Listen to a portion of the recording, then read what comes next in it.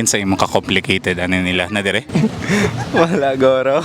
Laki pa imo nga na. Wala problema kay imo man ang pagbuot. Imo man ang wala. Bayi laki. Wala po. Pero unang ano gayno Sara ka dire? Akira, pwede maintenance pero... Ay kabuluno ko. Kana siya?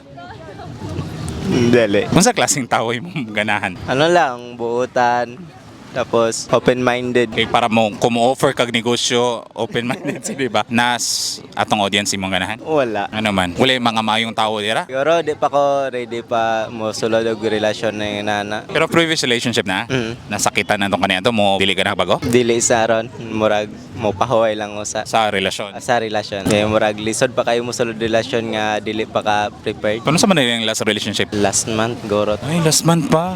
Naka-move on na, wala pa. Murag wala pa. Pwede na to seryaan. Kung unsay nahita pa tong ex? Akira man, Naunsa man mo tong ex nimo?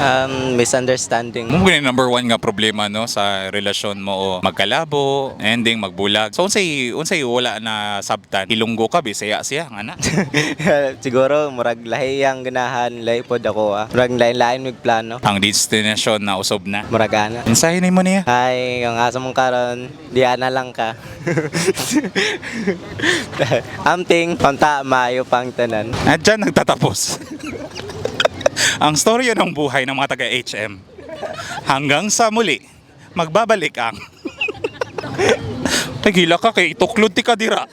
I-share ang imong storya, mapa-in love ba ka o broken hearted ba? Istoryaan na to na, magpa-interview na.